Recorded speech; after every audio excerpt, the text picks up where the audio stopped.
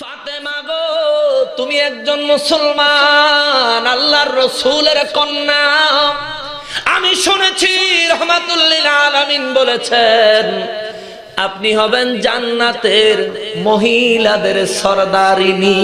সুবহানাল্লাহ। আপনি আমারে এত সুন্দর পরামর্শ দিলেন, আমরা ইহুদি বিদায় আপনার কি কোনো দিকে কোনো কষ্ট লাগলো না? বলে না।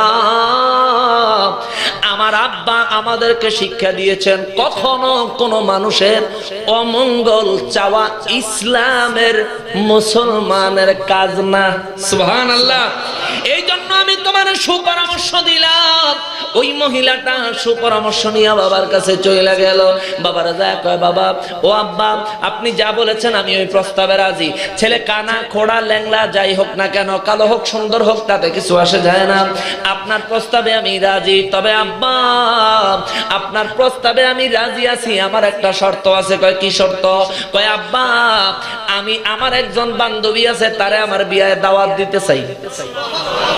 জোরে কর না, আর একখানা জোরে খাওয়া না। হাঁচছি নি চিটাগাঙ্গের বাসাটা ওইছে নি যাক মার হাওয়াই দুই অজ্ঞা করে ওই যাবে ইনশাআল্লাহ। চেষ্টা করতে আছে, ট্রেনিং চলতে আছে। মা ফাতেমাতুজ জাহরা রাদিয়াল্লাহু তাআলা আনহার বিষয় ইহুদির মেয়ে বলে, আব্বা ও বাবা আমার একটা বান্ধবী দাওয়াত দিব, অনুমতি দেন। বাবা কয় তোমার যে কয়জন দরকার তুমি দাওয়াত দিবা, কারণ তোমার বাবাই ফকির না। মক্কা মুআজ্জামার মধ্যে তোমার বাবা বিশিষ্ট ব্যবসায়ী, বিশিষ্ট ধনী। তোমার বাবা একজন দুইজন মানুষের আয়োজন করবে না, হাজার হাজার মানুষের খাওয়ার আয়োজন করবে। তোমার যে কয়জন বন্ধু বান্ধব আছে সবাইরে দাওয়াত দাও। মেয়েটা ডাইকা কয়, আব্বা আমার অনেক বন্ধু বান্ধব আছে, সবাইরে তুমি দাওয়াত দিবা, আমি নাম বলে দিব, কিন্তু আমার একটা বান্ধবী আছে গো বাবা, আমি আমার ওই বান্ধবীটার আমি নিজে দাওয়াত দিব। তবে ওই বান্ধবীরে দাওয়াত দিলে তোমার মধ্যে সংকোচ থাকতে পারে, তোমার মধ্যে সমস্যা থাকতে পারে, এই জন্য আমি তোমার কাছে ওই বান্ধবীর কথাটা উপস্থাপন করলাম। বাবা ডাইকা কয় ওই বান্ধবীটাকে যার বিষয়ে আমার দ্বিমত থাকতে পারে। মেয়েটা কয়, বাবা উনি হচ্ছেন মুহাম্মদ সাল্লাল্লাহু আলাইহি ওয়াসাল্লামের কন্যা, জান্নাতের সরদারিনী মা ফাতেমা। বাবা শুইনা সাথে সাথে লাল হয়ে গেল, লাল হয়ে গেল। তুমি কি জানো না ওই মুহাম্মদ সাল্লাল্লাহু আলাইহি ওয়াসাল্লাম, ওই মুহাম্মাদের পরিবারের কারো সাথে আমাদের কোনো সম্পর্ক নাই। আমরা ইহুদি, তারা মুসলমান, তাদের সাথে তোমার কিসের সম্পর্ক? ওই মেয়েটা ডাইকা কয়, বাবা ওনার মেয়ে ফাতেমার সাথে আমার ভালো বন্ধুত্ব আছে, আমি ওনাকে দাওয়াত দিতে চাই, আপনার মন্তব্য কি? কয় না, তারে সারা যারে খুশি তারে দাওয়াত দাও। মেয়েটা ডাইকা কয়, বাবা আপনার প্রস্তাবটা আমি কিন্তু নিঃসংকোচে মাইনা নিতাম না, আপনার প্রস্তাবটা আমি নিঃসংকোচে মাইনা নিছি শুধু একটাই কারণ, ওই ফাতেমা বলেছে আমি যেন বিনা প্রশ্নে আপনার প্রস্তাব মাইনা নেই। ও বাবা যদি আমার বান্ধবীর দাওয়াত বন্ধ হয়ে যায় আমি তোমার বিয়াতে রাজি নাই। সুবহানাল্লাহ। বাবা কয়, কি কস? আমার বন্ধু বড় শিল্পপতি, বড় পয়সাওয়ালা, তার সাথে আমার ব্যবসার ভালো একটা কানেকশন, যদি বিয়া ভাঙ্গা দেয় তাইলে ব্যবসার মধ্যে ঠাড়া পড়ব, মানে ব্যবসায় লস খাইব, ব্যবসায় ক্ষতি হয়ে যাইব। এই জন্য বাবা কয় আমার ক্ষতি হয়ে যাইব, তুমি কি করবা? কয়, আব্বা আমি বলছি বান্ধবী ছাড়া বিয়া হবে না। কয় ঠিক আছে যাও, তোমার বান্ধবীরা দাওয়াত দিবা, কিন্তু একটা শর্ত আছে। কি শর্ত? আমি জানি ওই মুহাম্মদ ক্ষুধার তাড়নায় পাহাড়ের গুহায় গিয়া পড়ে থাকে, আমি জানি ওই মুহাম্মাদের ঘরে দিনের পর দিন যায়, রান্না বান্না হয় না, তারা বড় অভাবী। আমি এমনও জানি ওই মুহাম্মদ সে ছেঁড়া পাড়া কাপড় চোপড় তালি দিয়া, জোড়া তালি দিয়া সে পরিধান করে। ইহুদি আমার নবীর ব্যাপারে এমন কথা বলে, আমার আল্লাহ সহ্য করতে পারে না। সাথে সাথে আল্লাহ কয়, হাবিব এই পৃথিবীর সবচাইতে দামি জামাটা আপনি গায়ে দেওয়া চাই। সুবহানাল্লাহ। আমার নবী রাহমাতুল লিল আলামিন অত্যন্ত সুন্দর একখানা জামা মোবারক, তৎকালীন সময়ে 4000 দিরহাম এটার দাম। সুবহানাল্লাহ। পরে আমার নবী সাহাবায়ে কেরামের সামনে আসলেন, বক্তৃতা দিবেন। আবু বকর রাদিয়াল্লাহু মায়ার নবীকে দেখে চোখের পানি ছাইরা বলে, মায়ার নবী গো, আজকে আমরা দিল থেকে প্রাণ ভরে এতদিন আপনারে যেমন দেখছি, আজকে তার চাইতে দেখে আরো শান্তি পাইতেছি। সুবহানাল্লাহ। আপনি দুনিয়া আখিরাতের বাদশা, আপনার পোশাকটা বাদশাই হওয়া চাই। সুবহানাল্লাহ। ও মায়ার নবী গো, আপনি নিজে কোনোদিন ভালো একটা কাপড় পরেন না, সব সময় উম্মতের চিন্তায় মগ্ন থাকেন। ও মায়ার নবী, আজকে কেন এমন কাপড় পরলেন? আমার নবী কয়, আবু বকর অপেক্ষা করো, বুঝতে পারবা, অপেক্ষা করো, বুঝতে পারবা। আবু বকর রাদিয়াল্লাহু সাহাবায়ে কেরাম অপেক্ষা করতেছেন। ওই ইহুদি ডাইকা কয়, ওইদিকে ইহুদি কয় এক কথা, এদিকে আল্লাহ করে আরেক কাম। সুবহানাল্লাহ।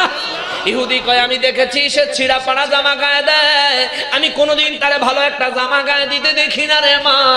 তুমি তার মেয়ে ফাতেমারে দাওয়াত দাও, আমার কোনো আপত্তি নাই, তবে বইলা দিবা আমার এই জায়গায় যত জ্ঞানী গুণী শিক্ষিত পয়সাওয়ালা জমিদারেরা আসবে, তাদের মেয়েরা আমার এই জায়গায় তোমার বিয়ের মধ্যে আসবে, দাওয়াতি মেহমান।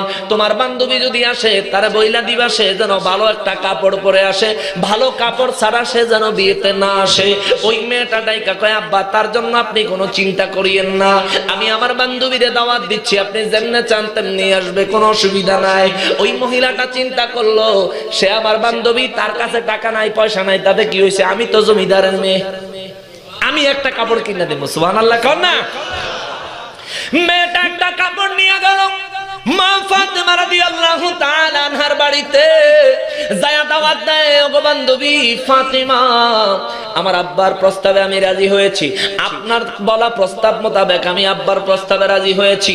রাজি হওয়ার পর আমার আব্বা বিবাহের আয়োজন করতেছেন, আমি আব্বার কাছ থেকে পারমিশন নিছি, আপনারা আমি বিবাহের দাওয়াত দিব। বান্ধবী রে, দাওয়াতের আগে একটা কথা বলি রে বান্ধবী, আমার বিবাহে তুমি যদি না সরে বান্ধবী, আমি কিন্তু বিবাহ করব না। সুবহানাল্লাহ। মা ফাতেমা রাদিয়াল্লাহু ডাইকা কয়, যদি তুমি আমি না গেলে বিবাহ করব, আচ্ছা ঠিক আছে আমি যাব, আমি তোমার দাওয়াত মঞ্জুর করব, আমি যাব, তবে আমার একটু সময় দাও। বলে কি করবেন? বলে তোমার বাবা যেমন আছে আমারও তো তেমন বাবা আছে। সুবহানাল্লাহ। তোমার বাবার মতো আমার বাবা না, আমার বাবার মতো কেহই না। সুবহানাল্লাহ। আমার বাবার কাছ থেকে পারমিশন না নিয়ে আমি কোথাও একটা কদম দেই না।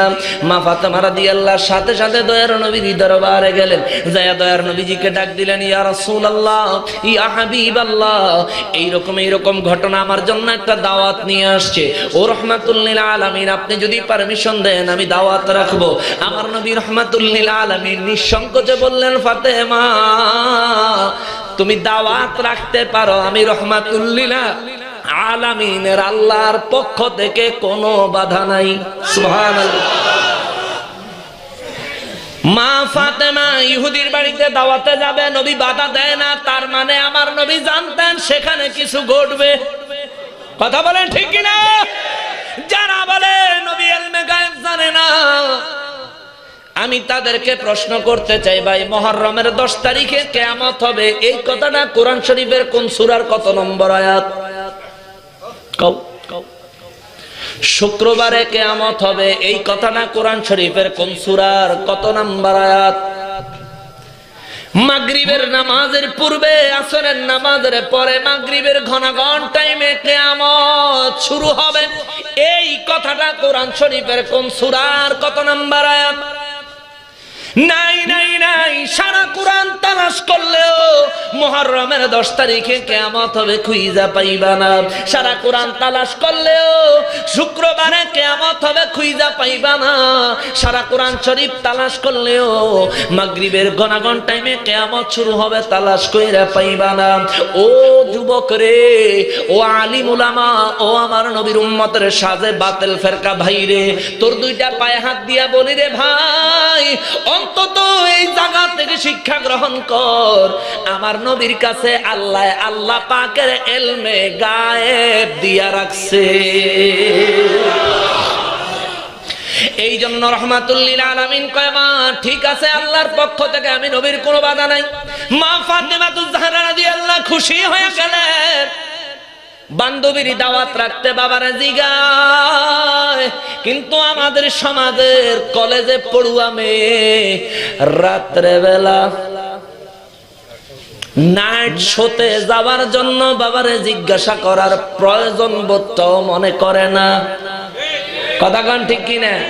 চট্টগ্রামে মনে হয় এটা একটু কম আছে, ঢাকা শহরে অহরহ অহরহ অহরহ। চট্টগ্রামে মনে হয় রাত্রে 10টা 11টা 12টার পরে শহরের লোক যা পাওয়া যাবে তার মধ্যে মহিলা একেবারেই কম পাওয়া যাবে, ঠিক না? আর ঢাকা শহরে যাইবেন গলিতে গলিতে, চিপায় চিপায়, মার্কেটে মার্কেটে, মাশাআল্লাহ ম্যাডামদের কোনো অভাব নাই। আরে হাট বাজারে মার্কেটে যান দেখবে শুধু নারী, কেউ বা আবার সেজে গুজে করছে দোকানদারি। যা দেয় চেহারার উপরে 2 ইঞ্চি আস্তর করে, গাল বাঙ্গাডারও মুড়া বানালায়, চোখ জিটার গাতার গেছে এটার ইনজেকশন দিয়া ভুলায় দাও। এই পার্লারে যারা যায় হেরা কিন্তু জানে। আমি সেদিন আমি ওই ইউটিউব থেকে আবুল কাশেম নূর ইসা হুজুরের ওয়াজ একটা দেখবো চিন্তা করে অবসর বয়ে রয়েছি, একটু আলোচনা শুনি, ইমানের একটু নূর জ্বালাই। তো আলোচনা শুনতে গিয়া দেখলাম যে চেহারার গালের মধ্যে সুই ঢুকাইছে, ইনজেকশনের সুই। খোদা, এটা আবার কোন ট্রিটমেন্ট? একটু দেখে 2 মিনিটের ভিডিও, ছায়া দেখি গালও ঢুকায়, সোহেন নিচেও ঢুকায়, মানে জেহান্দা জেহান্দা ঢুকে রয়েছে, হ্যান্দা হ্যান্দায় সুই ঢুকায় বার করে। আরে খোদা রে, মানে বিয়ার লেগে সাজাইতেছে, এটা বলে পার্লার। মা বোনদেরকে বিশেষ করে বলি, এখনকার সময় পার্লারের দিকে খুব ঝুঁকতেছেন। মাগো 10টা বছর পরে তোমার চেহারায় ক্যান্সার হয়ে যাবে, স্কিন ক্যান্সার হয়ে যাইব। স্বামীর টাকা হোক, বাবার টাকা হোক, যার টাকা হোক, তুমি যেটা খরচ করতেছো এটা তোমার ভালোর জন্য, আর তুমি নিজের নিজে ধ্বংস করে দিচ্ছ। খবরদার, এগুলিতে যাও না। আচ্ছা, আল্লাহ কি বুঝে না কোন বন্দারে কেমন বানাইলে সুন্দর লাগবো? আল্লাহ বুঝে না? আল্লাহ বুঝে দেখেই তো আমারে সুন্দর, আপনারা কালা, আপনারা সুন্দর, আমারে কালা বানাইছেন, ঠিক কিনা বলে?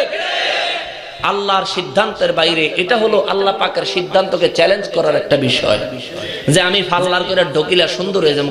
চেহারা তো দেখা যায় মাশাআল্লাহ, যেমন লাইটের আলোর মতো ফক ফক, হাতের দিকে চাইলে ডর করে, ও মা এখন দাদি ম্যাগ ধরছে, বুঝছেন? এই সব বাবারে, মা বোনের আগো খবরদার খবরদার খবরদার। ইসলাম এমন একটা প্ল্যাটফর্ম যেখানে আপনার দুনিয়া আখেরাত সব জায়গার মুক্তি পাওয়া যায়। সুবহানাল্লাহ বলেন। এই জন্য ইসলামের নাম হলো শান্তি। আপনি যদি ইসলামে ঢুকেন, গালের মধ্যে সুই ঢুকান লাগতো না? লাগবে? লাগতো না? লাগতো না। আপনি বলবেন আল্লাহ আমারে যা দিছে আমি এতে খুশি, আলহামদুলিল্লাহ, শুকরিয়া শুকরিয়া। যে ব্যক্তি এইভাবে শুকরিয়া আদায় করে, এই শুকরিয়া আদায়কারীরে আমার আল্লাহ এক কালো মেয়েরে সুন্দর বানায় দিতে পারে কিনা? জোরে বলেন, পারে কিনা? ও কালো বোন রে, কেন তুমি ভরসা হারাইলা? আমার আল্লাহ যেমন তেমন আল্লাহ না। আমার আল্লাহ হযরত ইউসুফ আলাইহিস সালামের সময় বুড়ি জুলেখারে 16 বছরের যুবতী সুন্দরী বানায়া দিছে। সুবহানাল্লাহ।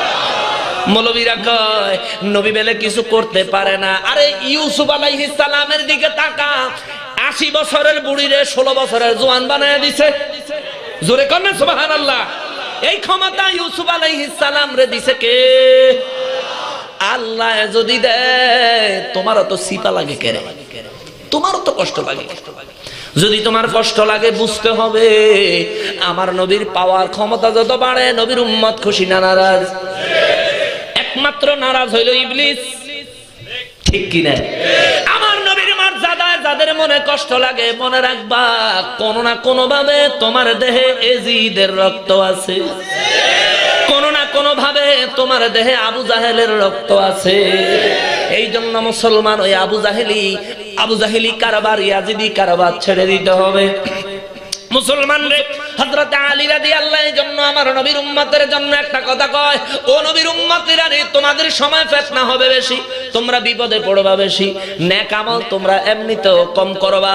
তবে আমি আলী তোমাদেরকে একটা কথা বলি রে বাবা, নেক আমল বেশি করতে পারো বা না পারো, আমি আলীর একটা ওসিয়ত মানো, তোমরা নেক আমল যাই করো, গুনার কাজ করিও না।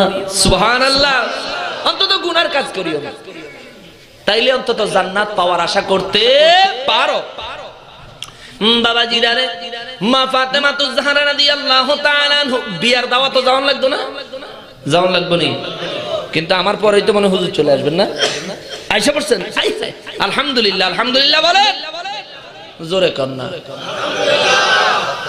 ওয়াজ করে কলজা ফাড়া লাইতাছি আমি আর এনার্জি কইমা জায়গা। হ্যাঁ, মসজিদের মধ্যে কিছু ডিজিটাল মুসল্লি আছে, হুজুরে ওয়াজ করে তো কলজা বাইঙ্গা লাইতাছে, এবারে ঘুমায়, এবারে পিছনে একেবারে ওয়াল দেখা বয় যাতে হেলান দিয়া কতক্ষণ পরে হুজুরে যদি ঠিক কিনা বলেন, জি হুজুর ঠিক ঠিক দে ঠিক, উল্টা না বাও এটা তো বুঝলো না, শুধুই ঠিক কইয়া চিল্লাইলো। এরকম কিছু মুসল্লি এই দেশে আসেনি? জোরে কোন আসেনি? বাবারে ভালো হয়ে যান, সময় থাকতে ভালো হয়ে যান। আরো আসেনি? বিসমিল্লাহ, ভালো হয়ে যান। এরকম মুসল্লি হয়েন না, আওয়াজ টাওয়াজ ঠিক মতো দিয়েন, নাহলে কিন্তু বৈক্যা দিশা করে দেব। একটু মহব্বতে দুরূদ শরীফ পড়েন। আল্লাহুম্মা মাওলানা মুহাম্মদ ওয়া আলা আলিহি মাওলানা মুহাম্মদ সালাতুন ইয়া রাসূলুল্লাহ আলাইকুম সালাতুন ইয়া রাসূল।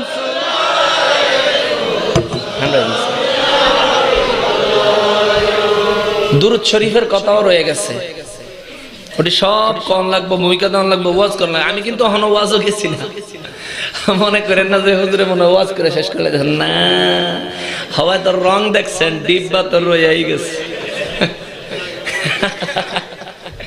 আল্লাহ আমাদেরকে ধৈর্য সহকারে অবস্থান করা তৌফিক দেন, জোরে বলি আমিন।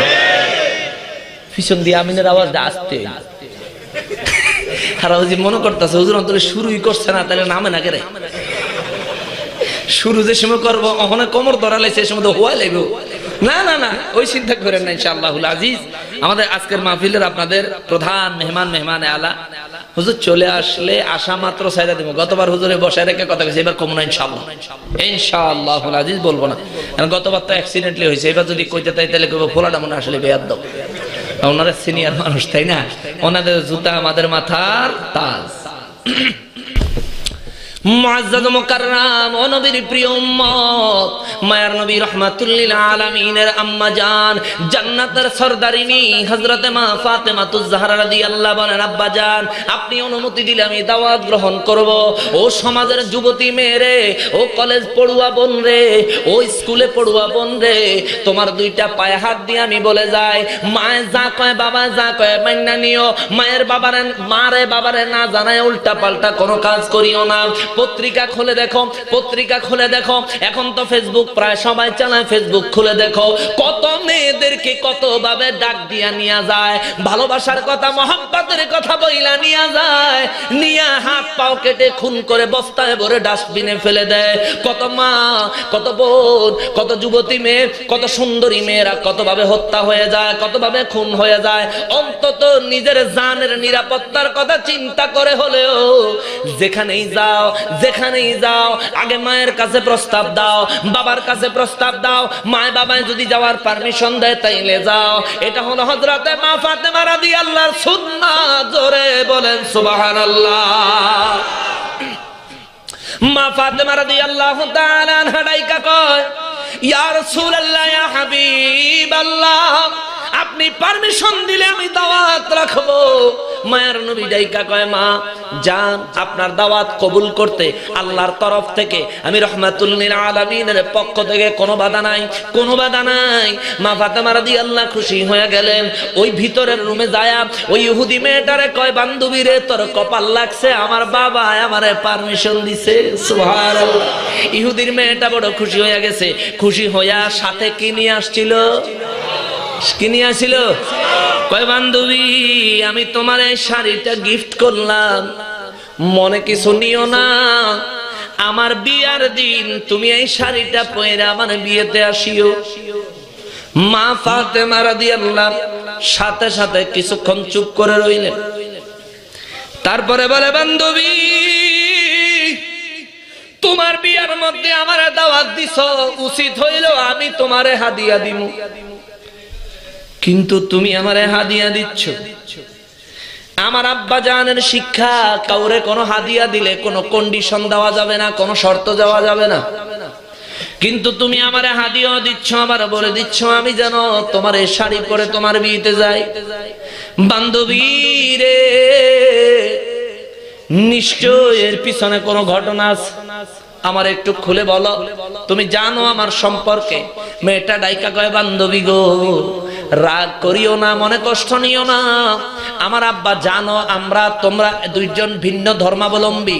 আমার আব্বা জান আপনাকে দাওয়াত দিতে রাজি হয় নাই, শেষে রাজি হয়েছে। আপনি যদি আমার দেওয়া সুন্দর পোশাকটা পরে আপনি যদি বিয়েতে যান, আমার সম্মান থাকে, আমার বাবাই খুশি হবে। আর আপনি যেইভাবে চান সেইভাবে যাইতে পারেন, আমার কোনো আপত্তি নাই, কিন্তু বাবার কাছে আমি লজ্জিত হয়ে যাব। এই জন্য আপনার জন্য আমি শাড়িটা কিনে নিয়ে আসলাম। আমার নবী রাহমাতুল্লিল আলামিনের কন্যা, জান্নাতের সরদারিনী হযরতে মা ফাতেমাতুজ জাহরা রাদিয়াল্লাহু ডাইকা কয়, ও ইহুদির মেয়ে, তুমি আমার পরিচয় জানোনি? সুবহানাল্লাহ। বলে জানি জানি। বলে বলো আমার বাবা কে? কয় আপনার বাবা হচ্ছেন মুহাম্মদ সাল্লাল্লাহু আলাইহি ওয়াসাল্লাম, যিনি আল্লাহর রাসূল। আরো ডাইকা কয়, আমারে তুমি চিনোনি? কয় চিনি। কয় আমার পরিচয়টা কি? কয় আপনার নাম ফাতেমা। কয় আরো জানি আপনি যেমন তেমন ফাতেমা নাম। আপনার আব্বার ঘোষণা, আপনার আব্বার আল্লাহর ঘোষণা, আপনি হবেন আল্লাহ পাকের তৈরি জান্নাতে প্রত্যেকজন নারীর সরদারিনী। সুবহানাল্লাহ। মা ফাতেমা ডাইকা কয়, ওই ইহুদির মেয়ে, জান্নাতের সরদারিনী তোমার বাড়িতে বিয়েতে যাবে, আল্লাহর রাসূলের কন্যা তোমার বাড়িতে বিয়েতে যাবেন, তোমার শাড়ি পয়রা যাওয়া লাগবে কেমনে চিন্তা করলা? আল্লাহর রাসূল পারমিশন দিয়েছে, জান্নাতের সরদারিনী দাওয়াত রেখেছে। জান্নাতের সরদারিনী কি পরে জান্নাতে যাবে সিদ্ধান্ত নিব আমার আল্লাহ। আল্লাহু আকবার। ইয়া রাসূলুল্লাহ, ইয়া রাসূলুল্লাহ, জিন্দাবাদ জিন্দাবাদ। সিদ্ধান্ত নিব কে? সিদ্ধান্ত নিব আল্লাহ। পারমিশন দিছেন আল্লাহর রাসূল, দাওয়াত রাখলো জান্নাতের সরদারিনী। চিন্তা করিও না, চিন্তা করিও না, তোমার সম্মান যেন না যায়। আমার আল্লাহ আশা করি এমন ব্যবস্থা করবেন, কারণ যদি আমি ফাতেমার সম্মান যায়, জান্নাতের সরদারিনীর সম্মান যাবে। যদি আমি ফাতেমার সম্মান যায়, যদি আমি ফাতেমা ছোট হই, আল্লাহর রাসূল ছোট হয়ে যাবে। যদি আল্লাহর রাসূল ছোট হয়, আমার আল্লাহ ছোট হয়ে যাবে। তুমি চিন্তা করিও না, তোমার শাড়িটা তুমি দয়া করে নিয়ে যাও। তুমি চিন্তা করিও না, আমি তারিখ মতো পৌঁছায়া যাব। মা ফাতেমাতুজ জাহরা রাদিয়াল্লাহু, ওই বিবাহের দিন সকাল বেলা মায়ার নবী রাহমাতুল্লিল আলামিনের কাছে খবর দেয়, ওগো রাহমাতুল্লিল আলামিন, দাওয়াত তো রাখলাম, দাওয়াত রাখার পর এমন প্রস্তাব আমারে করেছে, এখন আমি কি করব, কি করলে ভালো হয়? মায়ার নবী রাহমাতুল্লিল আলামিন ডাইকা কয়, জান্নাতের সরদারিনী দাওয়াত রেখেছে, কি পরে দাওয়াতে যাবে এটা সে নিজেই ভালো জানে। সুবহানাল্লাহ। এবার মা ফাতেমার উপরে আলাদা ভাবে পড়ে গেছে। মা ফাতেমাতুজ জাহরা রাদিয়াল্লাহু অত্যন্ত বুদ্ধিমতী ছিলেন। তিনি বুঝে গেছেন নিশ্চয়ই আমি ফাতেমার জন্য আল্লাহর তরফ থেকে বড় কোনো হাদিয়ার ব্যবস্থা হয়েছে। ওই হাদিয়ার মাঝখানে আমার আব্বা ঢুকতে যাচ্ছেন না, এই জন্য আমার আব্বা জান হালকা করে পাশ কাটায় গেলেন। যে দাওয়াত রাখছে সে বুঝবো কি পয়রা যাইব। মা ফাতেমাতুজ জাহরা রাদিয়াল্লাহু একদিকে করলেন এই চিন্তা, আর একদিকে চিন্তা করলেন, হায় রে, আজকে যদি ভালো কাপড় পয়রা ওই দাওয়াতে না যায়, সবাই আমারে নিয়ে, আমার বাবারে নিয়ে, আল্লাহকে নিয়ে টিটকারি করবে।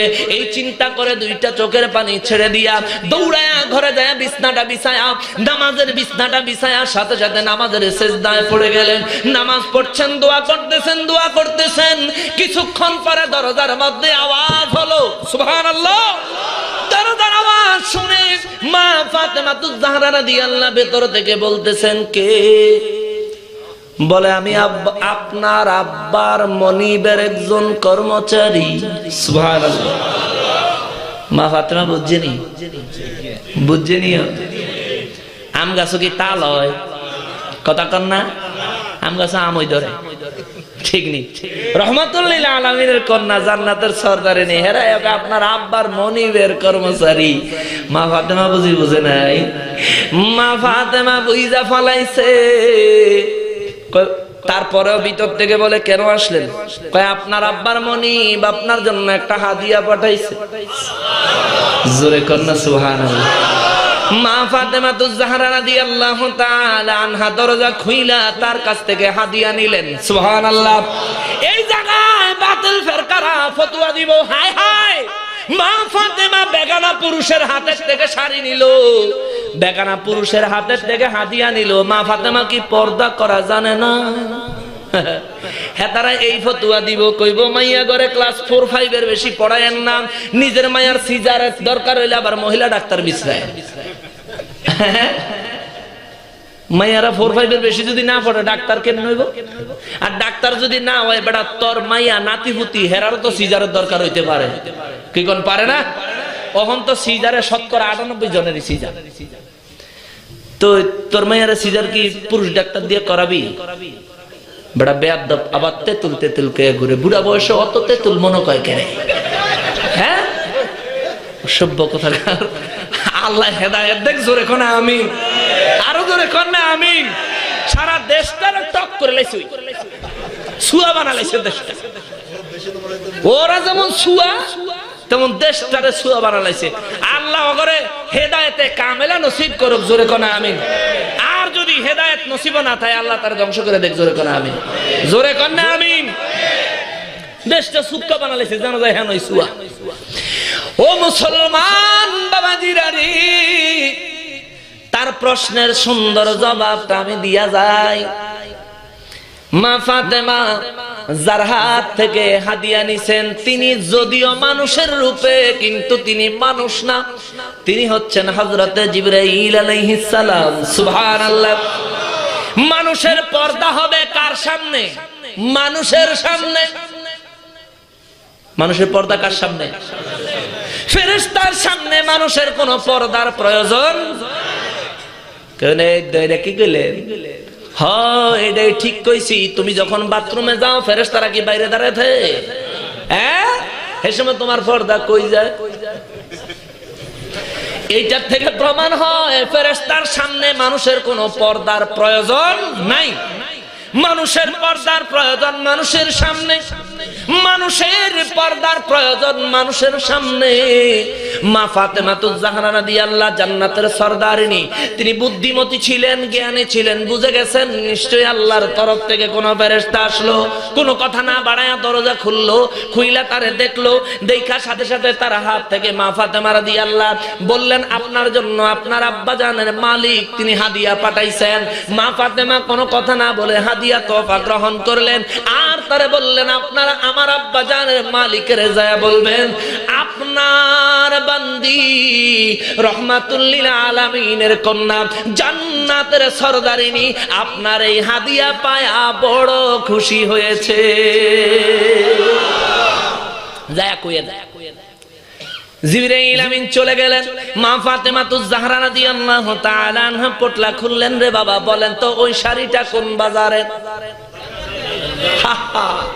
আল্লাহু আকবার বলেন না। এই শাড়ি মোবারক মা ফাতেমাতুজ জাহরা রাদিয়াল্লাহু তাআলা আনহা পড়লেন। জান্নাতের শাড়ি মা ফাতেমা পায় স্টার জলসা দেখা, হ্যাঁ, জি বাংলা দেখা, বুঝে না সে বুঝে না দেখা। এইগুলি দেখা না স্বামীর অবাধ্য না হইয়া না, স্বামীর অবাধ্য হইয়া না, বরং স্বামীর বাধ্য হইয়া, বাবার বাধ্য মায়ের বাধ্য হইয়া, এবং সুন্দর চরিত্রের অধিকারী হইয়া পর্দা পশিদার মধ্যে থাইকা মা ফাতেমাতুজ জাহরা রাদিয়াল্লাহু রে আল্লাহ শাড়ি পাঠাইলো। ওই শাড়ি পড়লো রে বাবা। এই কথায় কোন কথা থেকে আসছি সেটাও বলি, কিন্তু আসল ঘটনা কিন্তু রয়ে গেছে। মা ফাতেমাতুজ জাহরা রাদিয়াল্লাহু শাড়ি পইরা পর্দার আড়াল থেকে মায়ের নবীর ডাক দেয়, রহমাতুল লিল আলামিন, মায়ের নবী গো, আমি বিবাহের দাওয়াতে যাইতে চাই, আমারে পারমিশন দেন। আমার নবী মুস্কি মুস্কি হাসে আর কয়, জান গো মা জান, জান্নাতের সরদারিনী হইলে জান্নাতি পোশাক পাওয়া যায়। নবীজি তখন বাইরে, মা ফাতেমা রাদিয়াল্লাহু হুজরা মোবারকের ভিতরে। নবীজি মুস্কি হাসি দিয়ে আনন্দের সহিত বললেন, বলার পরে ডাইকা কয়, গো মা, মনে রাখবেন এই বিয়ের অনুষ্ঠানটা আপনার জন্য বিনোদন না, বিনোদন না। ও মায়ের নবী গো, এই বিবাহের অনুষ্ঠানটা আমার জন্য কেমন, এই অনুষ্ঠানটা আমার জন্য কি? আমার নবী রহমাতুল লিল আলামিন ডাইকা কয়, ফাতেমা গো, যেই আল্লাহর তরফ থেকে তুমি বিবাহে যাওয়ার জন্য হাদিয়া পাইলা, ওই আল্লাহর জন্যও কিছু হাদিয়া বিয়ে বাড়ি থেকে নিয়ে আসবা। এইবার বিয়ে বাড়িতে টিফিন বাড়ি লয়ে যাওয়ার লাগবে, কেমন? তা হাদিয়া কি? টিফিন বাড়ি না লয়ে গেলে হাদিয়া কেমন? মা ফাতেমাতুজ জাহরা রাদিয়াল্লাহু তাআলা আনহা মায়ার নবী রহমাতুল লিল আলামিনের কথা বুঝতে পারলেন, বুঝা তিনি বিয়ের দাওয়াতে গেলেন। বিবাহে যদিও ইহুদিদের বিবাহ ছিল, তাদের বিবাহের মধ্যে একটা সিস্টেম ছিল, পুরুষরা আলাদা জায়গায় খাবে, মহিলারা আলাদা জায়গায় খাবে। চট্টগ্রামে আছে নি নিয়ম? আছে, আলহামদুলিল্লাহ, আলহামদুলিল্লাহ বলেন। এটা ইসলামের সুন্দর একটা নিয়ম। যদিও ইহুদিরা পালন করছে, তৎকালীন আরবের সবাই এই নিয়মটা পালন করত। মহিলারা আলাদা, পুরুষরা আলাদা। মহিলাদের মধ্যে বড় লোক, অত্যন্ত পয়সাওয়ালা ব্যবসায়ী, বিশিষ্ট ব্যক্তিবর্গের সন্তানেরাও আছে। মা ফাতেমাতুজ জাহরা রাদিয়াল্লাহু একটু দেরি কইরা বিয়াতে গেল। দেরি কইরা যাওয়াতে আগে সবাই চলে আসছে। মা ফাতেমা রাদিয়াল্লাহু যখন এই বিবাহের গেট দিয়া ভিতরে ঢুকতেছে রে বাবা, মা ফাতেমা রাদিয়াল্লাহর পোশাক মোবারক থেকে এমন সুগন্ধি আসতেছে, খাওয়া দাওয়া ফালায়া দিয়া, বর কনে ফালায়া দিয়া সবাই মা ফাতেমা চতুর্দিকে ঘেরাও করে দাঁড়াইছে। আল্লাহু আকবার, ইয়া রাসূলুল্লাহ, ইয়া রাসূলুল্লাহ, জিন্দাবাদ, জিন্দাবাদ, জিন্দাবাদ, আল্লাহুম্মা আমিন। মা ফাতেমাতুজ জাহরা রাদিয়াল্লাহু চতুর্দিকে সব মহিলারা ঘেরাও দিয়া দাঁড়াইলো। মা ফাতেমা রাদিয়াল্লাহু কয়, কি ব্যাপার? সব মহিলারা ডাইকা কয়, বলেন আপনার আব্বার নাম কি? এই মক্কার কোন শিল্পপতির মেয়ে আপনি? কি আপনার পরিচয় আমরা জানতে চাই। মা ফাতেমা ডাইকা কয়, আমার পরিচয় জানার জন্য সবাই ব্যস্ত। ব্যাপারটা কি? কয়, ব্যাপার হইল গোবন। দেখবেন মহিলারা, পাশের ঘরের বাবিয়ে যদি একটু ভালো সুন্দর একটা শাড়ি পিনদে, 300 টাকা দাম হইলেও সেদিন দেখবেন জামাইর লগে বেহা হইয়া থাকে। জামা কয়, কি হইছে, কি হইছে, কি হইছে? আর ডাবল কইবা তো কি হইছে? পাশের ঘরের বাবি যে সুন্দর শাড়িটা পিনছে, তুমি জীবনে দিলে না আমার একটা শাড়ি, অথচ আর কিন্তু আলমারি ভরা। জীবনে দিলে না একটা শাড়ি, আমার একটা শখ, জীবনে কোনোদিন উড়াইছো? তোমার কাছে বিয়া বয়া জিন্দিগি শেষ, আলা শুরু করে বাপেরে গাইলানি, বুঝছেন? বাপেরে গাইল দে আর কয়, আমারে কিও বিয়া দিল একটা ফইন দেখা, ওর কবরও খোদার আগুন জ্বলুক। বাবারে গাইলানি, গালি দেয়। এই অক্ষণ গালি দিব, আবার কতক্ষণ পরে আজান দিলে বিস্তার বয়ে বাবার লাগে মনোজাত দিয়ে কানবো, ঠিক না? আর মহিলারা নরম। তো এই স্বভাবটা আজকাল নতুন না, এই স্বভাব আগেও ছিল। তো মহিলারা সুন্দর শাড়ি দেখে সবাই ঘেরাও করছে। ঘেরাও করে রাখো, আপনি কোন শিল্পপতির মেয়ে আমরা জানি না, কিন্তু আপনার গায়ে যে শাড়ি পরেছেন দেখা মুগ্ধ হয়ে গেলাম, তার সুগন্ধি পায়া মুগ্ধ হয়ে গেলাম। আপনি বলেন মক্কার কোন দোকানের আতর আর কোন দোকানের শাড়ি কিনছেন? সুবহানাল্লাহ। কয় কেন কেন কেন? কই এই শাড়ি আমাদের লাগবে। মা ফাতেমা কয় এই শাড়ি তো সব জায়গায় বিক্রি হয় না। কোন জায়গায় বিক্রি হয়? পৃথিবীর যেখানে বিক্রি হয় আমরা আনবো। আমার বাবা শিল্পপতি, আমার বাবা ব্যবসায়ী, আমার বাবা বিশিষ্ট জন, আমার জন্য পৃথিবীর যে কোনো প্রান্ত থেকে আনানো কোনো কষ্টকর হবে না। আপনি বলেন আতর কোথাকার আর এই শাড়ি কোথাকার?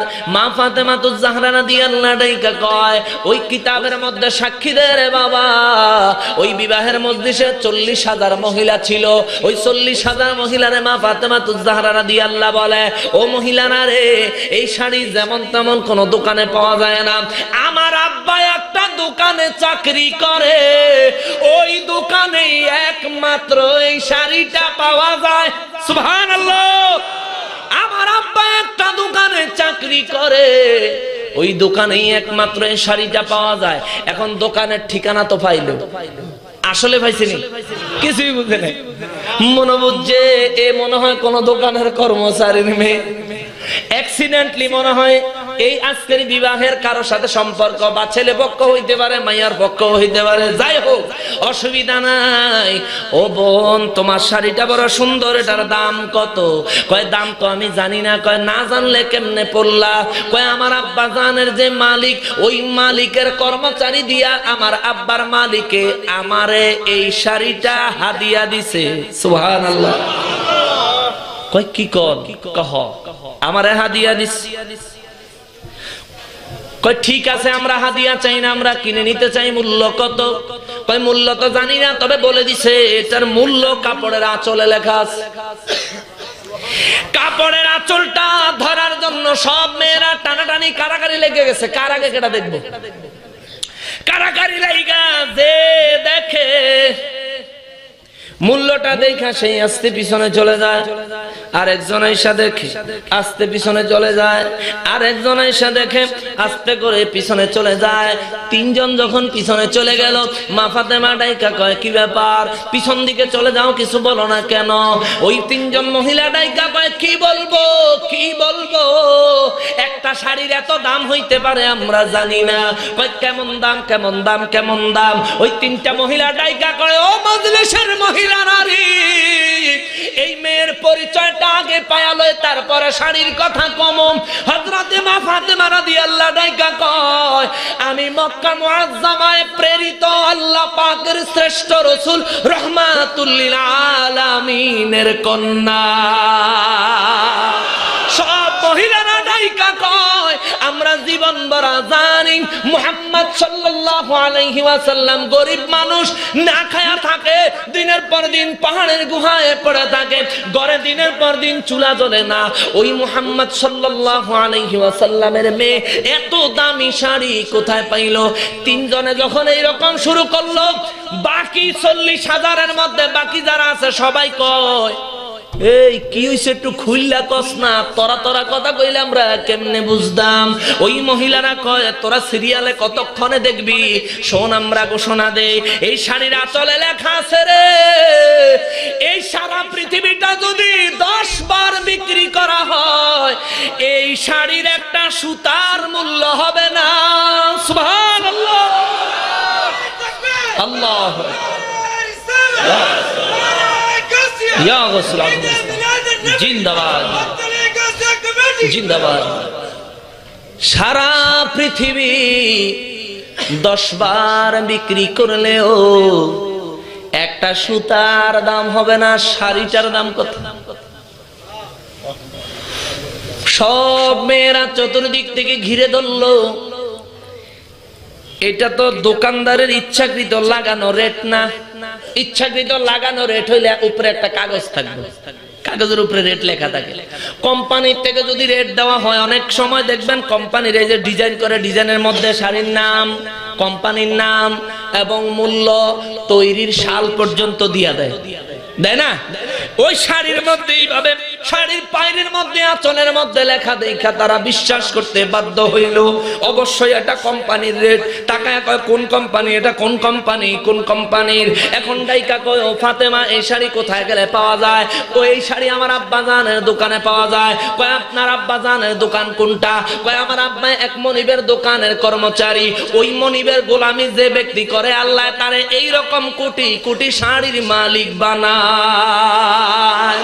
কয় কেমন মালিক, কেমন মালিক, আমরা কি কিনতে পারবো না? বলে না না না না না, ওই দোকানের কোনো শাড়ি বিক্রি হয় না, বিক্রি হয় না।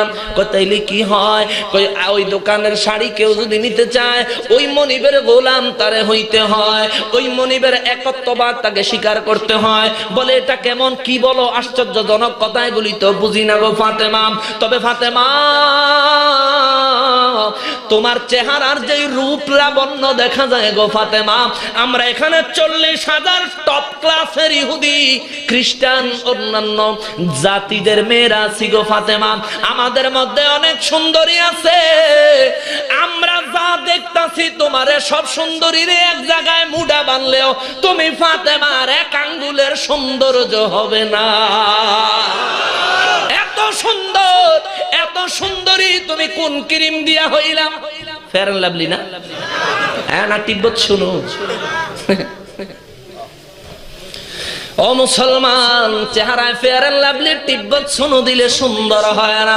ফজরের নামাজ নিয়ম মতো পড়লে চেহারা সুন্দর হয়, ওই সুন্দর কখনো কমে না। মুসলমান ফজরের নামাজ পড়তা না, 10টা পর্যন্ত ঘুমাইবা, 11টা বাজে উঠটা পার্লারে যাইবা, পার্লার হলো আচ্ছা মতন সেচ্ছা মেচ্ছা, এরপরে 2 ইঞ্চি আস্তর লাগাই দিব, ওটা লিয়ে বাজারে যখন ঘুরে আস্তা ভূতের লাইনে দেয়া যায়। দেখলে মাঝে মধ্যে ডর করে, চিনাই যায় না কি মহিলা না হিজলা।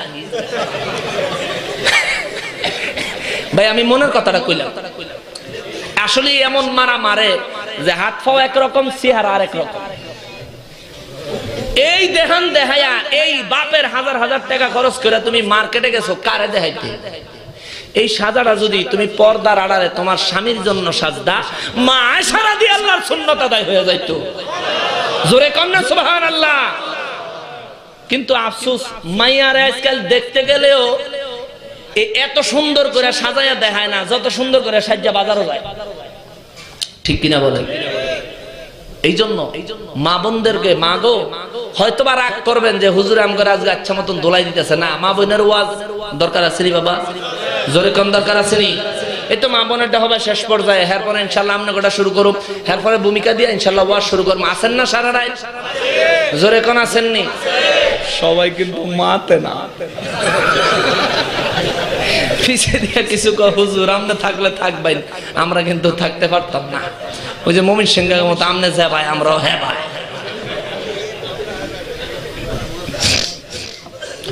ও মুসলমান, হযরতে মা ফাতেমা তুজ জাহরা রাদিয়াল্লাহু তাআলা, এই ফাতেমা রাদিয়াল্লাহর মা কইলেও বলে দোষ। কয় মা কইলেও দোষ, তাহলে কি কইতে হইব? কয় নবীর বিবি উম্মুল মুমিনিন মা। আচ্ছা তাহলে ফাতেমা মা হইব কেমনে? তাহলে কি কইতে হইব? কইতে হইব বিবি ফাতেমা। তা আমি কারে বাড়াই না, মা কইলে তো সম্মান দিলাম মাথায়, তো বিবি মানে কি? মা না বউ? এ কথা কর না, বিবি মানে কি? ওটা সূত্র কেডারে হিয়েছে এই ফিতলা আদর। মা ফাতেমা, মা ফাতেমা, মা ফাতেমা কেন? কারণ আমার মাও মা। আমার মা যদি আল্লাহর রহমতে দয়ার নবীর সদকায় যদি জান্নাতে যায়, এই ফাতেমা রাদিয়াল্লাহু আমার মায়েরও সরদারিনী। আচ্ছা আমার মার যে সরদারিনী হবে তার মা কইতে কোনো অসুবিধা আছে নাকি? তিনি আমাদের মা, এতে কোনো সন্দেহ নাই। যারা এটার বিরোধিতা করেন, বিরুদ্ধে কথাবার্তা বলতে চান, আপনাদেরকে বলি এই ফিতলা আদর বাদ দিয়া যেটা উচিত, যেটা প্রয়োজনীয়, যেটা অতি দরকারি সেইটা বলেন, মুসলিম মিল্লাতের কিছু উপকার হবে। কথা বলেন ঠিক কিনা?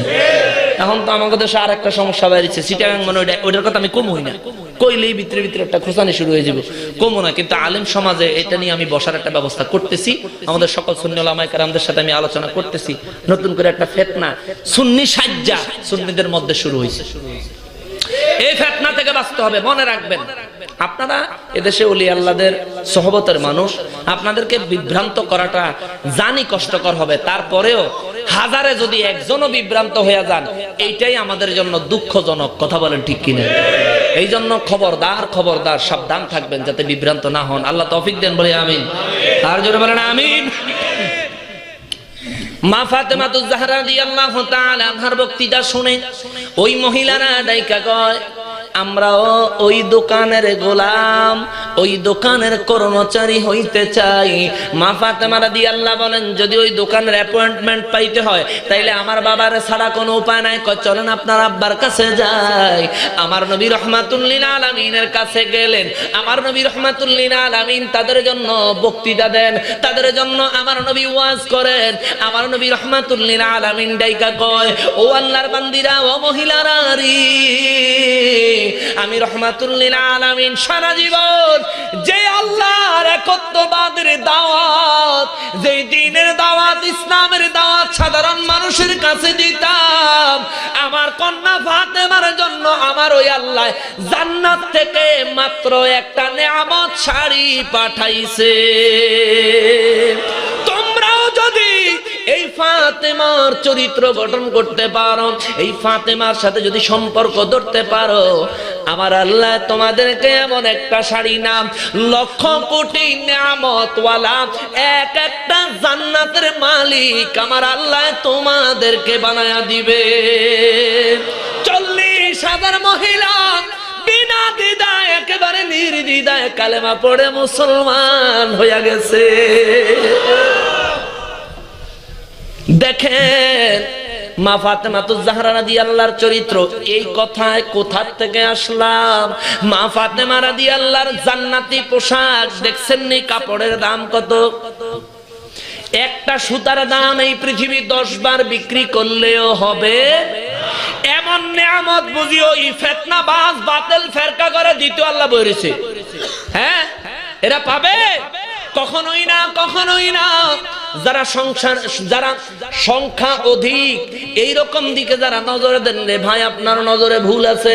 যদি আপনি এদিকে নজর দেন তাইলে আপনি একটু কারবালার দিকে তাকান। কারবালার ময়দানে হুসাইনি সৈনিক মাত্র, তাও হুসাইনি সৈনিক না, ইমাম হুসাইন রাদিয়াল্লাহু তাআলা আনহুর পরিবার পরিজনের ছোট বড় মেয়ে ছেলে মিলায়া, বাচ্চা কাচ্চা মিলায়া মাত্র 72 জন। 72 জন। ও মুসলমান রে, রে মুসলমান, ওই 72 জনের সামনে দাঁড়াইছে 72,000। যারা আজকে তারা সংখ্যায় বেশি বিধান তাদের পক্ষে যারা কথা বলো, আমি তোমার জন্য একটা কথা বলতে চাই। আমার মনে হয় ওই কারবালার যুদ্ধের সময় তুমি যদি থাকতা, আমার মনে হয় তুমিও এজিদের পার্টি হইতা। কথা বলেন ঠিক কিনা? ওই সময় থাকলে যে এজিদের পার্টি হইতো, সে এখনো এজিদের পার্টি, কোনো সন্দেহ। অনেকে কয় মুসলমান বলে 2 প্রকার। কি কি? ইয়াজিদি মুসলমান আর বলে হুসাইনি মুসলমান। ইয়াজিদি আবার মুসলমান আছে নাকি? এক কথা কন, এজিদের আবার কি এর মুসলমান? নিজেই তো মুসলমান না। আবার অহনে আবার নতুন করে কিছু বার হইছে, এজিদের লেগে খুব পরাণ পড়ে, খুব মায়া। এজিদে বেলে বেহেশত যাইব, এজিদ বেলে মুমিন, এজিদ বেলে এই হইছে সে হইছে। তো এজিদ যদি বেহেশত যায়, তো যে মৌলভী সাহেব কয়, আমি মৌলভী সাহেবরে কই, মৌলভী সাহেব আপনার আব্বার নাম এজিদ রাহেন, তো আপনার পোলা হইলে হেডার নাম এজিদ রাহেন, দেখি কেমনে বেহেশত যায়। এজিদ যদি বেহেশত যায়, কোন একটা কাফের জাহান্নামে যাবে না। কাফেররা তো কুফরি করছে, আল্লাহরে অস্বীকার করছে, রাসূলরে অস্বীকার করছে, আহলে বাইত হত্যা করছে? আহলে বাইত হত্যা করে না, কিন্তু এজিদ আহলে বাইত হত্যা করেছে। এই জন্য এজিদ সহ তার সাঙ্গপাঙ্গ যারা বিনা তওবায় মারা গেছে, নিঃসন্দেহে এগুলি জাহান্নামী। কথা বলেন ঠিক কিনা? তাদের সাথে আমাদের কোনো সম্পর্ক। মুসলমান 2 প্রকার নয়, মুসলমান 1 প্রকার, শুধুমাত্র হুসাইনি মুসলমান। কথা বলেন ঠিক কিনা? এজিদি বলতে কোনো মুসলমান নাই। এজিদিরা মুসলমান নয়, তারা ইসলামের দুশমন, রাসূলের দুশমন। আল্লাহ এদের খপ্পর থেকে আমাদেরকে হেফাজত করেন, জোরে বলি আমিন। মুসলমান রে মুসলমান, দুরূদ শরীফের ফাজাইল বলতে গিয়ে দিকে আসলাম। আমার নবী রাহমাতুল লিল আলামিন মাওয়াইজ রাজবিয়া কিতাবের 6 নম্বর খণ্ড 68 পৃষ্ঠা মনে আছে নি? মনে আছে? এই 68 পৃষ্ঠার মধ্যে মায়ার নবী রাহমাতুল লিল আলামিন বয়ান করেন, নবীর উম্মতেরা রে, ও আমার উম্মতেরা, ও আমার আল্লাহর বান্দারা রে, কেউ কেউ উঠতাছে ডায়াবেটিস। আচ্ছা ওইলে যান, 1 নম্বর 2 নম্বর হইলে যান, মাঠ বড়ায়েন না, কারণ আমার ঘরে মোনাজাত আছে। ও আমার আল্লাহর বান্দারা, আমার নবী রাহমাতুল লিল আলামিন কয় আমার উপর দুরূদ পড়ো মহব্বতে। একবার দুরূদ শরীফ পড়বা, তোমার দুরূদটা বাহির হইয়া পৃথিবীর সর্বপ্রান্তে ঘুরবে, ঘুইরা সব সৃষ্টির কাছে খবর দিবে, অমুকের ছেলে অমুক, অমুকের ছেলে অমুক, সে আমার নবীর উপর দুরূদ শরীফ পড়েছে। আমি সেই দুরূদ শরীফের জবান মোবারকে যখন নাকি যে সৃষ্টি যখন জানতে পারবে, ওই সৃষ্টি তখন থেকে তার জন্য দোয়া করা শুরু করবে। সুবহানাল্লাহ। এবং সবাই রে বলা যখন শেষ হয়ে যাবে, ওই দুরূদ শরীফের 2 পাশে আমার আল্লাহ 70,000 ডানা লাগায়া দিবে। 70,000 ডানার, প্রত্যেকটা ডানার মধ্যে 70,000 পালক থাকবে, প্রত্যেকটা পালকের মধ্যে 70,000 পশম থাকবে, প্রত্যেকটা পশমের মধ্যে নারে তাকবীর, জোরে নারে তাকবীর, নারে রিসালাত। প্রধান বক্তার আগমন, প্রধান মেহমানের আগমন, প্রধান মেহমানের আগমন। বটতলির পক্ষ থেকে লাল গোলাপ নাই, টান পড়ছে জোরে কোন, বটতলির পক্ষ থেকে আল্লাহ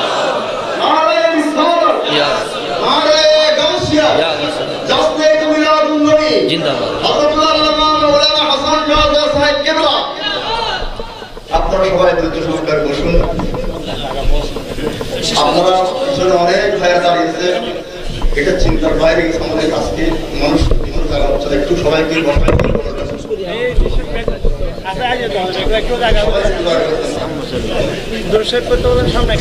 মোহাম্মতে দুরূদ শরীফ পড়েন। আল্লাহুম্মা সাল্লি, সামনে গেছেন, সামনে গেছেন। মাওলানা মুহাম্মদ ওয়া আলা আলি মাওলানা মুহাম্মদ। আল্লাহুম্মা সাল্লি মাওলানা মুহাম্মদ ওয়া আলা আলি সাইয়্যিদিনা। মুআজ্জাজ মুকাররম, আমি বলেছি হুজুর কেবলা আসলে সাথে সাথে ছেড়ে দিব। হুজুরের পারমিশনে আমি আমার এই আংশিক কথাটা শেষ করে দিচ্ছি। আমি আজকে যাইতে পারি নাই, তবে অসুবিধা নাই। আজকে রং এই দেখেন ডিব্বা, আল্লাহ বাসাইলে আরেকদিন দেহ মনে, আল্লাহ যদি হায়াতে বাঁচায়। মুআজ্জাজ মুকাররম, তো নবীজি বলেন আমার মহব্বতে দুরূদ শরীফ পড়লে, এই কথাটা কোন কিতাবে আছে? মাওয়াইজে রাজবিয়া। কিতাবের নামটা মুখস্থ করেন, মাওয়াইজে। একটু কথা বলেন, মাওয়াইজে, আরো জোরে বলেন, মাওয়াইজে। মাওয়াইজে রাজবিয়া কিতাবের 6 নম্বর খণ্ড। কত নাম্বার? 6 নম্বর খণ্ড। আর পৃষ্ঠা হলো 68 পৃষ্ঠা। কারণ আমার নবীর দুশমনেরা দুরূদ শরীফ তো পড়েই না, বরং এটার বিরোধিতা করে, ঠিক না ভাই? দুরূদ শরীফ আপনি যদি না পড়েন, এটা আপনার আমলের কমতি, কিন্তু বিরোধিতা এটা কুফরির লক্ষণ। কথা বলেন ঠিক কিনা? এই জন্য খবরদার। এই জন্য আপনাদেরকে আমি দলিলটা দিয়ে দিলাম, কেউ যদি বিরোধিতা করতে চায় তাইলে তারে ধইরা কিতাবের নামটা কইয়া এবার কইবেন যে কিতাবটা তোমার কাছে থাকলে নিয়ে আসো, আর যদি কয় যে আমার কাছে নাই তাহলে ধইরা হুজুরের কাছে লয়ে যাবে। আজকের মাহফিলের প্রধান মেহমান, কারণ আমি তো ঢাকা থাকি, আমার তো যখন তখন পাইতেন না, হুজুর ঘরে যখন তখন পাইবেন, দইরা লয়ে যাবেন হুজুরের কাছে, আয়। এরপরে কিতাবটা খুললা দিবেন, দেখবেন খালি আডু কাঁপে। ওরা তো কিতাব পড়ার যোগ্যতা নাই। আমার মসজিদে দাওয়াত দিছে, আমার মসজিদে তাবলীগ আসে কিন্তু থাকতে পারে না। ঢাকায় তো আমরা বড় বিপদে আছি, বড় বিপদে। আইয়া কিন্তু থাকতে পারে না। এই জিদ্দে আমার একদিন কয় হুজুর আসেন। আমি যে কেন? কয় বসেন। আমি কেন? কয় বয়ান শুনতে। তো আমার যদি বয়ান শোনাইতে হয় তাহলে আমি আইতাছি। তা আমি আমার রুমে গিয়া বুখারী শরীফ মেন কিতাবটা লয়ে এসি, যে বেটা আমি তো বয়ান করবো কেটা ছায়া দেখে এক আজগবি আলাইহিস সালাম বয়ান করতে, এবারে তো কেমত করে লেগেছে বয়ান করে। আমি কাকু আপনি যে বয়ান করতেছেন এরা তো সব সাধারণ মূর্খ মানুষ, তাই না? এদেরকে দিন শিখাইতেছেন, তাই তো?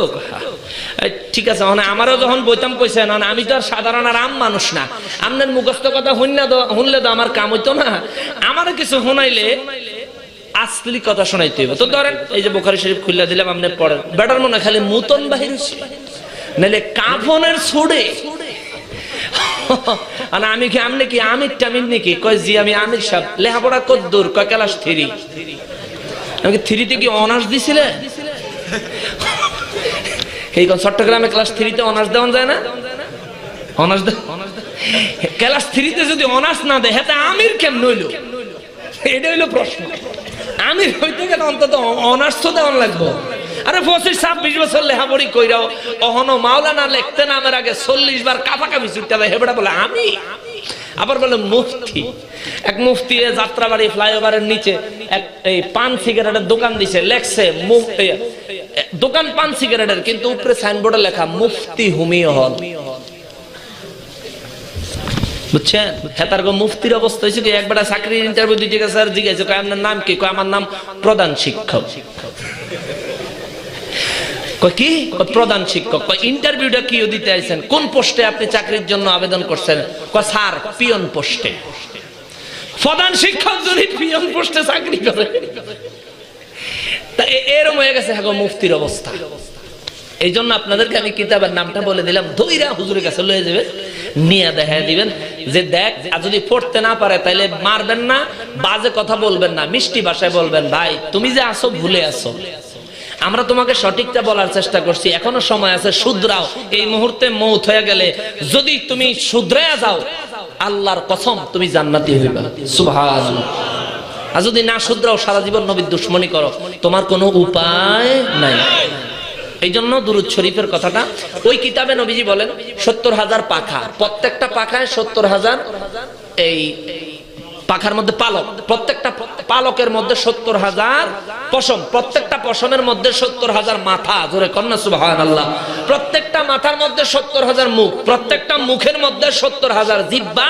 নবী বলেন যে আমার মহব্বতে একবার দুরূদ পড়ে, ওই প্রত্যেকটা জিহ্বা তার জন্য 24 ঘন্টা দোয়া করতে থাকে। সুবহানাল্লাহ। আরো এক হাদিস মোবারক রয়েছে, নবী বলেন আমার সামনে কেউ যদি একবার দুরূদ শরীফ পড়ে, ওই দুরূদ শরীফের আল্লাহ এত বিরাট বানায়া দেয়, তার 2টা পাখা আল্লাহ দিয়া দেয়, একটা পৃথিবীর 2টা 2 প্রান্তে চলে যায়, তার মাথা 7 আসমানের উপরে আল্লাহ পাকের আরশে মুআল্লার কাছে চলে যায়। সুবহানাল্লাহ। তার 2 কদম আল্লাহ পাকের 7 জমিনের নিচে চলে যায়, জোরে কন্না সুবহানাল্লাহ। ওই মাথা মোবারক আরশে মুআল্লার সাথে লাগায়া ওই দুরূদ শরীফ আমার ওই উম্মতের জন্য আল্লাহর কাছে ক্ষমা চাইতে থাকে। সুবহানাল্লাহ। সাহাবীরা কয় হুজুর কয়দিন চাইবো এই ক্ষমাটা, কতক্ষণ চাইবো? নবীজি বলেন কতক্ষণ না, কিয়ামত পর্যন্ত ওই বান্দার জীবনের গুনাহ ওই দুরূদ শরীফ ক্ষমা চাইতেই থাকবো। সুবহানাল্লাহ। এই জন্য মুআজ্জাজ মুকাররাম, আমার আজকের আলোচনার যে বিষয়বস্তু দিছিল আমি ওইদিকে যাইতে পারি নাই, হালকা একটু টাচ দিছি। আমার আলোচনার আজকের বিষয় ছিল দুরূদ শরীফের ফাজাইল এবং মহিলাদের বর্তমান পরিস্থিতিতে মহিলাদেরকে পর্দা পশিদার জন্য যা যা করণীয়, এই বিষয়ে যতটুকু পারছি কিছু কথা বলছি।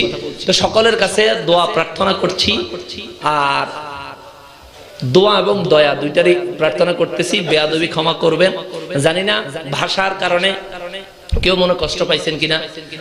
যদি কেউ কষ্ট পেয়ে থাকে, মনে কষ্ট দেওয়ার জন্য কোনো ভাষা ব্যবহার করি নাই, শুধু ব্যবহার করছি একটাই কারণে, আপনি আমি যেন নবীর প্রেমে আল্লাহর হেদায়েতে থাকতে পারি। এই জন্য বলছি, আল্লাহ আমাদের সবাইকে কবুল করেন বলি আমিন। একজনের প্রতি আরেকজনের মনে কষ্ট থাকলে আমরা একে অন্যকে ক্ষমা করে দেই, আল্লাহ কবুল করেন বলি আমিন। বেশি বেশি নেক আমল করা তৌফিক দেন আল্লাহ, জোরে বলি আমিন। এবং বাতিল ফিরকার সাথে সব সময় মোকাবেলার জন্য প্রস্তুত থাকার তৌফিক আল্লাহ দান করেন বলি আমিন। ওয়া মা তৌফিকি ইল্লা বিল্লাহ। আসসালামু আলাইকুম ওয়া রাহমাতুল্লাহি ওয়া বারাকাতুহু।